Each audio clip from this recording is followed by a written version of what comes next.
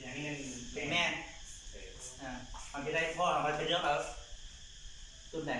เอาไปตั้งน้ำห่วงคือไฟหนึ่ง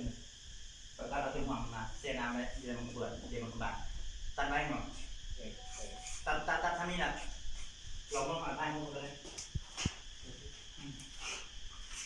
เกี่ยวไว้ตึ้งบางนี่คุณเนี่ยต้องเย็นๆตัดมันต้องตัดยามเย็นตัดก้อนมันผสมกันก้อน7 โมงเช้าตัดได้ตอนแรกกับ5 โมงเมื่อคืนแล้วมันเจ็บมีหลายคู่ผสมตั้งต่อท่อนเลย ตัดตรงห้างมันจะแห้งมันกระบุมมันบดทิศเลยเนาะ อ๋อเกสรบอกนี่มันเมือกแม่มันเนี่ยเลือดแม่มันให้จะได้ให้มันซึมอยู่ตลอดนะไอ้คู่มันเข้ามาก็มันซีลอยเข้าหากันหมดน้ำเสื่อมมันเข้าไปได้มันแห้งมันก็อังย่างอยู่เลยนะมันกระบุติดแล้วก็ผสมแล้วก็เสียเวลาเนี่ยไปซีห้องกระบุเห็นนี่นะปัญหาต้องมาซิมเนี่ยกันป้าไว้มันเป็นเฮ็ดกันนั่นแหละมันสิอยู่ออกได้เลยเห็นไหมตอนนี้มันก็เป็นไปซีหลังตัดออกเลยต้องเอาออกเลยบอกให้มันมีตัวอื่นนอกจากตัวที่เราต้องการให้มันผสมนะเฮ็ดจะได้ก็เฮ็ดเราจะต้องให้มันซึมไว้เบื้องตัวที่ติดเบื้องตัวแล้วที่มือเขาเก็บได้น่ะเดี๋ยวเก็บอยู่เห็นป่ะนี่แหละดอกคาบนี่แหละเม็ดใกล้ๆเห็นป่ะแล้วเขาก็จังเอาเม็ดพวกนี้ไปปลูกแล้วมันก็จังสิเกิดลูกเกิดหลานออกมาแล้วก็เลือกคือของเขากันอยู่ทุ่งนาอะไรแบบนี้แต่ละเม็ดมันก็สิเป็นอันนี้เม็ดM1มันสิคือกันหน้าตาคือกันขั้นตัวใดแปลกกว่ามันก็สิบกคือมู่มันหรอกถ้ามันเซลล์เกินเซลล์เนาะเซลล์ก็คือแม่มันแหละคันมันบริสุทธิ์ผสมจากตัวอื่นนะหน้าตามันกระต้นคือเก้านี่แหละเอาต้องตัดทิ่มว่าเอาไปปลูกเนี่ยสมมติมีทั้งเม็ดกับนี่50 เม็ดก็ปลูกเม็ดละต้นเม็ดละต้นไปนะนี่แหละเป็นต้นเดียวนี่กลุ่มนึงเลยต้นเดียวเม็ดเดียวเม็ดเดียวเลยเนี่ยเม็ดละต้นตัวใดมันบดถึกผสมมันก็ต้องหน้าตาคือแม่มันเนี่ยเพราะว่ามันผสมมันของมันเองมันก็หน้าตาคือแม่ตัวใดที่ผสมแล้วมันก็หน้าตาต่างจากแม่มันนะครับเราก็ต้องเอาเลือกเอาตัวนั้นลูกเนี่ยมันก็มันที่บอสามารถขนาดเช่นอื่นได้รุ่น2มันกันไฟขับได้ตามมาประมาณที่มันได้เป็นลักษณะที่เราต้องการอย่างเราก็รู้อยู่แล้วว่าพ่อกับแม่มันมีลักษณะเด่นอย่างเขาจังไฟผสมกันแล้วพวกนั้นผสมที่มั่วเลยนี่บอกตัวออกมาผสมอันนี้มันคือได้ไม่ยาวเนี่ยไม่เป็นยาวดีเขาใช้เขาอันนี้เขาขีดไม่เป็นผู้หญิง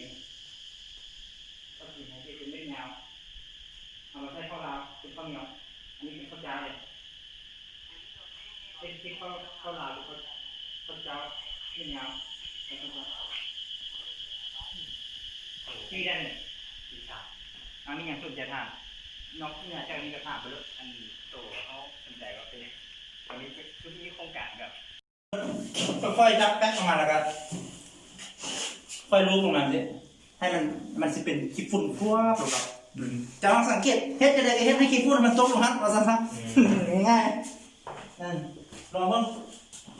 ดูว่ามันเม็ดอันนี้ว่ะอยู่หั่นแหละมันอยู่ในกันสีเหลืองนั่นแหละค่อยๆจับนั่งลงสิเห็นว่ามันสิเป็นฝุ่นเนาะอ๋อเฮ็ดจังได๋ก็ได้ลงเฮ็ดจังได๋ก็เฮ็ดเบิ่งพอแม่มันถึกบ่ล่ะมันเป็นฝุ่นดอกมันเป็นฝุ่นเห็นบ่ดีมาดีถ้ามันเป็นฝุ่นลงให้มันเรียบร้อยแล้วแหละบ่เหลือหรอกมันเป็นล้านๆเม็ดพุ่นเนาะเฮ็ดให้มันติดกันเลยนะมันสิบ่ถึกนะถ้ามันตกโคั่วลงให้มันถึกแล้วแหละยังไงมันก็ถึกมันก็ถึกมันเป็นล้านเม็ดพุ่นเนาะเนาะแม่นขอจะให้มันลงกันกุ้มนั่นน่ะคือเขาตัวจองเนี่ยเขาเนาะดีปิ้นไปปิ้นมานะ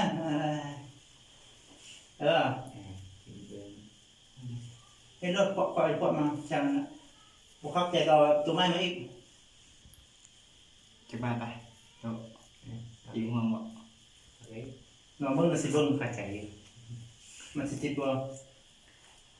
อีก30 มื้อก็เห็นละ30 มื้อ30 มื้อฮู้แล้วติดบ่ติดก็บ่มีแล้วสมิตเป้าคือเก่านี่แหละถ้ามันติดมันก็สิมีประสานซีเพเวออกมาเนาะเอารถใส่อีกตัวนึงก็ได้ตัวแม่เบิดนึงก่อน ตัวแม่เขาดูดพ่อมันออกหมดเลย อันนี้ตัดหัว อั มัน นอ นี้ อก เครื่องดูดอันนี้ นี่นะนี่ อันนี้ได้ตัดอันนี้ออก ตัดเลยเว้ย อ๋อ เพราะว่ามันมีนี่ก็ อยากให้ตัวนี้ มันจะได้เอาเรื่องมันออกเนาะ อืม มาไล่ได้ไปเลยบนเทือกนั่นพี่น้ำมันสิเตียกมันมันสิมีวะเอานี่นี่ ดอกนี่เนาะ เอาจะบนดอกนะจับให้แม่นี่เลยพิจารมันอย่างไงจับครึ่งมันนะมันบ่ยอมไปเฮ็ดมันแล้วนะนี่นะนี่ อ๋อ เฮ็ดจะได้เฮ็ดให้มันซับอะไรให้มันเข้าหนักเลย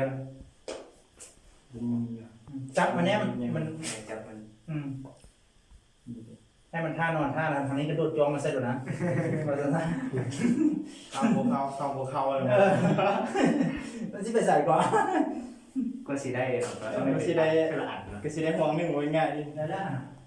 กดมันจริง แล้ แล้ว ว ซื้อเขียนเบอร์มาใส่กับบัญชีดูแล้วนี่เราเอาได้ละจะกลายไปนี่ได้จะรู้มันมีอย่างคำคิดคำเห็นอย่างกัน